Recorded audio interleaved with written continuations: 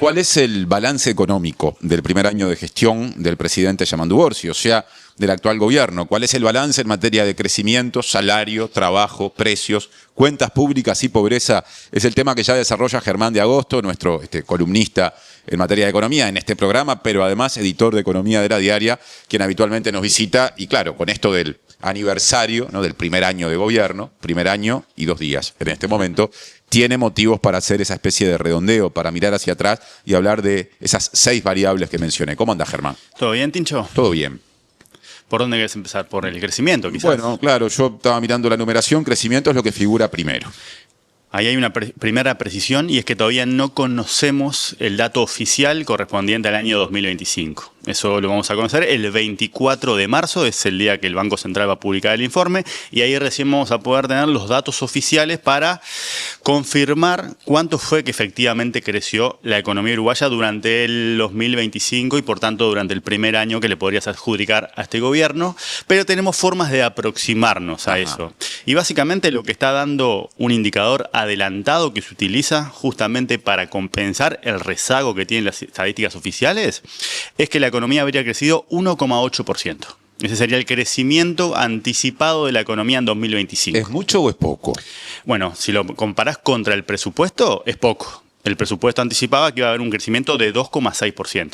Por lo tanto, desde esa perspectiva sumamente relevante, porque el presupuesto se diseña justamente tomando determinadas proyecciones, determinadas perspectivas de crecimiento, y ya el primer año ya quedaste bastante lejos de ese 2,6%. Por lo tanto, creo que estamos más corridos hacia es poco que le hacías mucho. Si querés ver el vaso medio lleno, podría decir, bueno, es mucho a la luz de que en la última década Uruguay creció una tasa del 1,1%. Es más que lo que crecimos en promedio en los últimos 10 años, pero bastante menos de lo que se dijo o se pensó, se estimó que iba a crecer la economía, y ahí ya empieza a haber una primera divergencia que nos va a acompañar en los próximos 5 años en torno al crecimiento oficial proyectado en el marco del presupuesto y lo que hoy por hoy, con la información que tenemos hasta el día, están dando los analistas. Y en particular, Tincho, el 2025 es un año de alguna manera distinto entre lo que pasó en la primera mitad y lo que pasó en la segunda mitad. Eso lo vemos a nivel del crecimiento, y también lo vemos a nivel del mercado laboral, y también lo vemos a nivel de la recaudación. Del punto de vista del crecimiento, dijimos que en promedio habría crecido 1,8%. Pero ese crecimiento se concentró en el primer semestre del año. Y lo que tenemos, usando este indicador adelantado, es que en la segunda mitad del año se habría configurado lo que los economistas llaman una recesión técnica. ¿Qué es eso? Son 2 trimestres consecutivos de caída del producto. Y básicamente el producto cayó entre el tercer y el segundo trimestre, y también habría caído entre el cuarto y el tercero. Por lo tanto, Uruguay estaría hoy en lo que llamamos una recesión técnica porque acumuló 2 variaciones negativas del producto. Veremos si los datos oficiales, por eso arrancamos con esa precisión, lo confirman o no lo confirman cuando se publiquen, pero hoy, utilizando este estimador adelantado, podríamos decir que la segunda mitad se caracterizó por ese escenario complejo de la perspectiva de la actividad.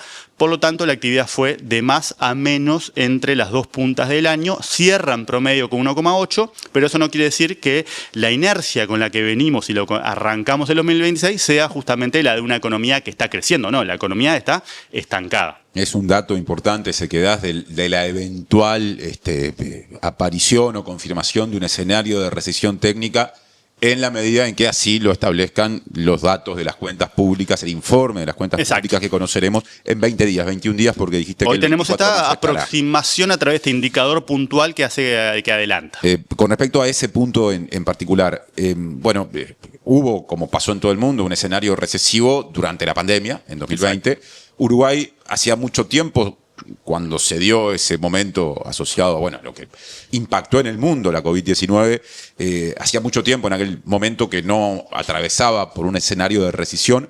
O capaz que yo me estoy olvidando de algún instante o algún periodo. Puede pasar que a veces tenés esos 2 trimestres, pero después en el año se te licúa, porque justamente por eso hicimos el énfasis de recesión técnica, porque es una definición técnica que de alguna manera no captura también la excepcionalidad justamente de todas las distintas recesiones técnicas que vos atravesaste. Pero hoy podríamos decir que a la luz de este indicador adelantado tenés 2 trimestres consecutivos de caída que marcan justamente 2 semestres bien diferentes que cuando los tomás en conjunto te muestran un año de un crecimiento de 1,8%. 8%. ¿Es crecimiento? Sí. ¿Es mayor que el que tuvimos en la última década? Sí. ¿Es bastante menor del que estaba previsto en el presupuesto? Lo es. Y cuando vos mirás, partiendo de este punto de partida, qué va a pasar a partir de 2026 y tomás las proyecciones del presupuesto, las proyecciones oficiales, ¿sí?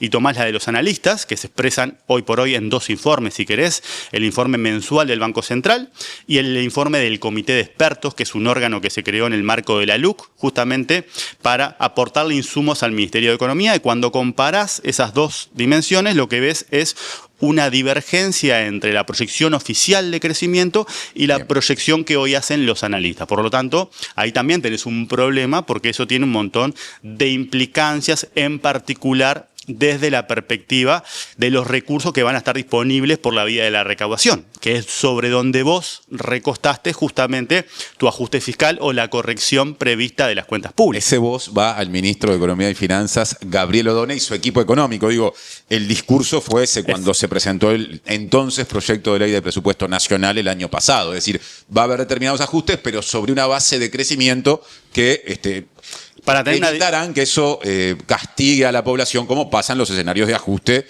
a la baja del presupuesto. ¿No? Ponele que para tener una medida de eso, vos estás previendo en 5 años crecer lo que seguramente demoraría 6 años a este ritmo. ¿Sí? Claro. O sea que te quedaste un año corto, si querés, cuando vos ves el crecimiento acumulado a lo largo del quinquenio.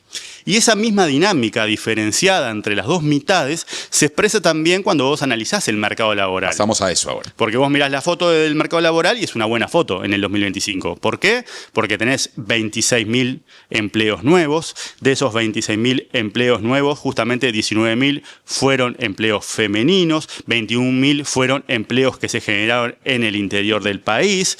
Vos tenés que la tasa de empleo, que es un indicador de demanda laboral, alcanzó su punto máximo desde el 2014. ¿Sí? Que la tasa de actividad, es decir, la medición de la oferta laboral, también está en el mejor momento desde el 2014, que fue el momento en que la economía se estanca, y el desempleo también lo tuviste, justamente te tocó el 7% y cerró en 7,5% en promedio, que son más o menos 13.000 desempleados menos que el año anterior. Entonces, cuando vos ves la foto decís, es una buena foto. Además le sumás que los salarios reales, que el poder de compra creció también en promedio, más de 1%, ¿sí? Le sumás que los cotizantes, que el empleo fue formal en su mayoría, y eso te compone justamente un buen panorama. Pero cuando pones la lupa y decís, bueno, pero ¿cuál fue la dinámica dentro del año? Y ahí tenés lo mismo. Un buen primera mitad y una segunda mitad donde justamente esos indicadores empezaron a dar cuenta de una situación de enfriamiento, de desaceleración, ¿sí? Que es lo que nos viene dado como inercia hacia el 2026.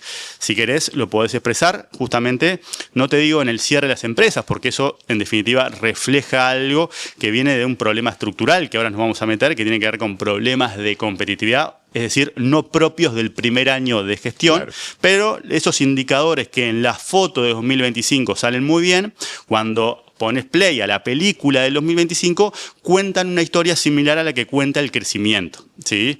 Una buena foto, pero con dos, ¿sí? Semestres, dos mitades bien diferenciadas. Así que, por ese lado, lo que tendrías es justamente un año en términos laborales bueno. Si querés también le puedo aportar, porque dijimos que crecieron los salarios, dijimos que creció el empleo, por lo tanto estamos implícitamente afirmando que creció la masa salarial, que surge de la consideración conjunta del número de empleados por los salarios que se pagan, y eso también se expresa en un aumento del ingreso de los hogares. Todo eso en 2025 te da bien. El tema es cuando ves esa dinámica y qué arrastre puede tener hacia los próximos años. ¿Sí? No sé si te parece, pero ahí quizás podamos cerrar lo que es la órbita de la actividad económica, analizando crecimiento y mercado laboral, y podemos movernos hacia otro planeta para analizar, si querés, no sé si querés cuentas públicas, no sé si querés precios, y digo precio general, porque justamente, como hablaban hoy acá en la mesa, hay una cosa que tiene que ver con la inflación, pero hay otra cosa que tiene que ver con los precios relativos, que ustedes los expresaban como, bueno, no se mencionó la cuestión del atraso cambiario. Bueno, vamos a hablar de eso, sí, porque aparte, desde el ámbito empresarial, incluso algunas voces de la oposición política también lo mencionaron después de escuchar ayer a Orsi, se habla mucho de la competitividad. ¿Qué tenés para decir a propósito de eso? Y ahí justamente hablamos de que eso, que se manifiesta, si querés, en estas tan sonados cierres o reestructuras de empresas que están dejando justamente a un conjunto de trabajadores eventualmente desempleados, refleja un problema que no es propio de este año, sino que justamente es un problema que se ha venido acumulando, y si te fijás, justamente cuando era oposición el gobierno se hablaba de que estábamos atravesando el peor atraso cambiario del siglo, ¿sí? Bueno, esa situación se profundizó. Y eso en particular no lo podés disociar también de que estés hoy en los menores niveles de inflación en 25 años. La baja inflación o el éxito en materia de inflacionaria es en parte la contracara de la agudización del problema de la competitividad. Porque ¿te acordás cuando descompusimos la canasta de consumo? Sí. Que dijimos, bueno, puede haber una canasta transable, es decir, donde ponemos los productos cuyo precio se determina en los mercados internacionales, por tanto es sensible al dólar. Típico ejemplo, la carne, pero cualquier cosa que le compramos al resto del mundo o que le vendemos al resto del mundo y forma parte del consumo representativo de un lugar, bueno, cuando ves esa inflación está más o menos en 1,5% anual. Pero cuando agarrás la inflación no transable, la que es doméstica, está más cerca de 5,5%. Naturalmente, el promedio de esas dos cosas te deja con la inflación en 3,5%, que es donde estamos hoy. Estamos por debajo de la meta, que es de 4,5%, pero es muy asimétrica la situación. Dicho de otra manera, justamente lo que estás viendo en el frente inflacionario es un tipo de cambio que genera todos los problemas que genera. Y para llevar la inflación a la meta, como es lo que quiere hacer el gobierno, a partir de los anuncios, ¿sí? Vos pensás un tipo de cambio de, estiman, a partir de 40, 41, 42. Ahora estamos en 38, acercándote a 39, después de todas, habíamos tocado 37,5. Claro, ¿no? Y una serie de medidas que se tomaron en su momento. Exactamente, a raíz de esa preocupación, que es una preocupación contraintuitiva, es una preocupación de que la inflación está muy baja. Está muy baja para lo que fue el diseño del presupuesto y lo que fue el diseño de las pautas salariales. Entonces, cuando vos analizás, y lo pasaba con el gobierno anterior, el éxito en materia inflacionaria no lo podés disociar del problema de competitividad porque justamente responde en gran medida a la caída del tipo de cambio. Entonces, son dos problemáticas, dos fenómenos que son emparentados. Uno es la contracara del otro. ¿Sí? O lo que es lo mismo, si empezás a corregir el tema de la competitividad, la inflación va a ir acompañándote en el sentido negativo. ¿Sí? O sea que cuando vos mirás inflación, 3,5 es el nivel más bajo desde el 2001, eso lo es. Es problemática porque está por debajo de la meta, ¿sí? Por lo tanto el gobierno quisiera que fuera a 4,5 y es en particular problemático ese nivel porque la causa o el fundamento de estar ahí tiene que ver con el valor del dólar. Y el valor del dólar hoy es lo que te genera otro conjunto de problemas. Pasemos a las cuentas públicas. Ahora te voy a dar pie recordando un fragmento muy breve, ¿no? Citando en realidad algo de lo mucho que dijo de diversos temas el presidente Orsi anoche. En el comienzo o en el tramo inicial de su discurso, cuando hizo alguna alusión a lo que heredó el actual gobierno, dijo que el actual gobierno empezó con el déficit fiscal más alto en décadas, superior al 4%, y con gastos que venían de la administración anterior, trasladados a 2025. O sea, ingresos adelantados. Claro. O sea, tanto por el lado de los ingresos públicos, por el lado de los egresos públicos, hubo esa trampa entre la transición por el cual te dejaron un legado fiscal que es peor al que estaba reflejado efectivamente en las cuentas públicas. Y en las cuentas públicas ya reflejaban un déficit problemático por arriba del 4%, pero cuando le agregás el hecho de que vos adelantaste ingresos y atrasaste gastos para cerrar mejor la foto de cierre, justamente te dejaron con un déficit más parecido al 4,6%, que cuando lo mirás a la luz de tu historia fiscal, termina dando el nivel más alto en muchas décadas. Yo no me voy a meter en esta columna en la discusión política. Hubo gente desde la oposición, como el senador Sebastián da Silva, del Partido Nacional, que dijo que mintió el presidente al hablar así. Creo que no fue la única voz, pero corramos para un costado esa parte de la discusión. En definitiva, ya pasó un año. ¿Cómo le fue a nivel de cuentas públicas sobre ese escenario al actual gobierno? Y bueno, más o menos en línea con lo que tenían previsto. Básicamente, cuando vos mirás el déficit del gobierno central y el BPS, que es el que es relevante para la regla fiscal, te da un cierre alineado con el que estaba previsto en el presupuesto, asumiendo que este año no iba a haber corrección fiscal, no iba a haber mejora de las cuentas públicas, ¿sí? Cuando mirás el déficit global, y ahí saltás del gobierno central BPS al global, cuando agregás, por ejemplo, empresas públicas, cuando agregás al Banco de Seguros, cuando agregás al Banco Central de Uruguay, que está una décima por encima del que estaba previsto. O sea, es relativo, ¿sí? Un desvío marginal. Entonces, cuando vos mirás la foto fiscal, es una foto mala, pero está en línea con lo previsto. ¿Sí? ¿Por qué motivo? Porque el equipo económico lo que anunció en su momento es que las cuentas públicas iban a empezar a mejorar a partir de 2027, ¿sí? Y hacia adelante. ¿Por qué motivo? Porque la forma en que está diseñado el ajuste fiscal parte de lo que estaba en el corazón del diseño del presupuesto. Es un presupuesto que nace de una restricción.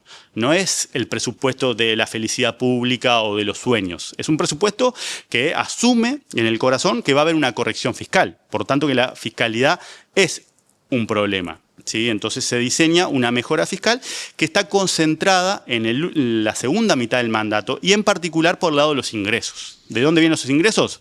Del crecimiento que vos previste, primer señal amarilla, estás creciendo menos de lo que vos pensaste que ibas a crecer. Ya lo explicaste al comienzo. Exacto.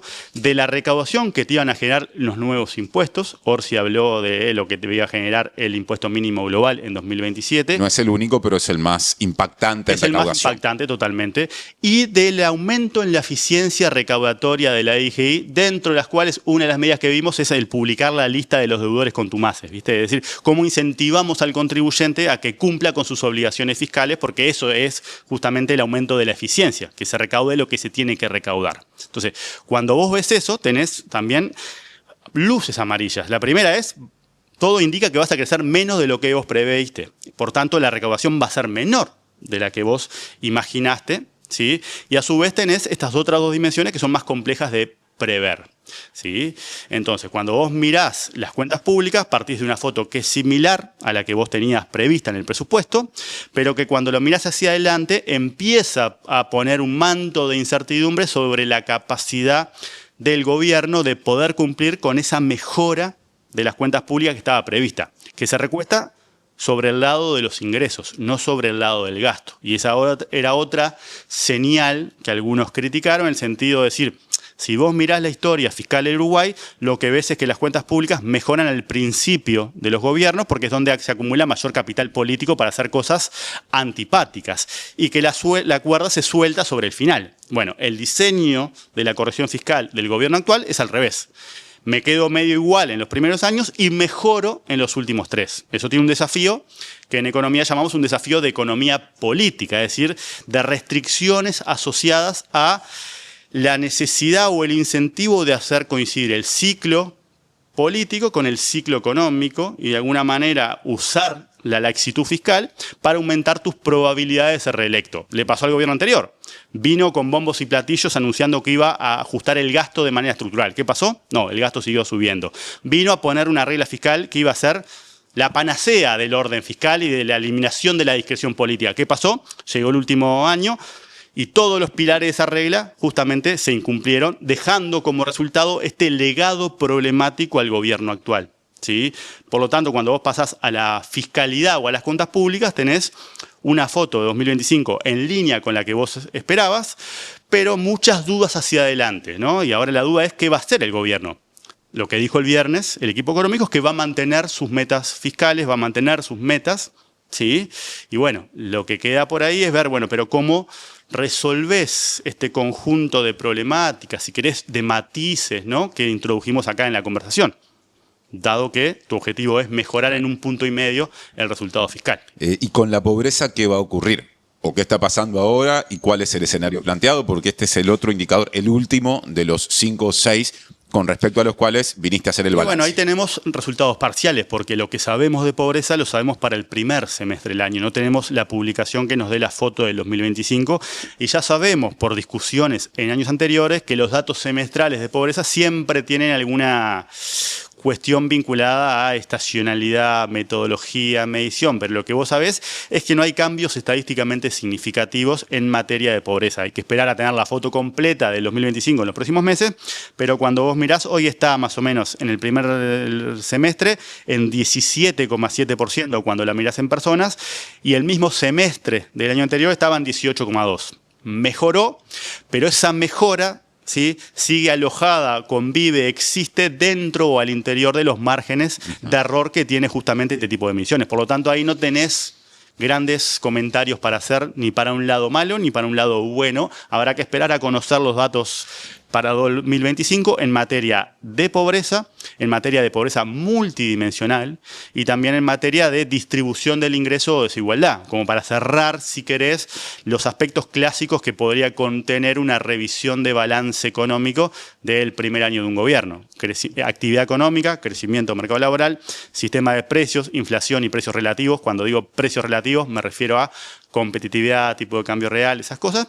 Cuentas públicas e indicadores socioeconómicos, esos tres que mencionamos. Así que es un balance que iremos complementando cuando los insumos y las estadísticas y los indicadores nos permitan hacerlo para tener una foto más enriquecedora de dónde estamos parados, pero principalmente hacia dónde vamos, qué tipo de medidas se van a tomar para sacarnos de esta inercia, que es lo que te muestran los datos de crecimiento, ¿no? De esta situación de desaceleración, de estancamiento, donde empiezan a emerger cuestiones problemáticas en algunos de los indicadores relevantes. Gracias, Germán, por este repaso. Fueron 5 o 6 ítems con respecto a los cuales evaluaste el desempeño del gobierno y, bueno, en el caso de la pobreza planteaste los números que se conocen, pero y en otros también, advirtiendo que hay que esperar un poco más para tener una noción más clara de lo que está ocurriendo. Exacto. Exacto. Hasta la próxima. Nos vemos, Tincho.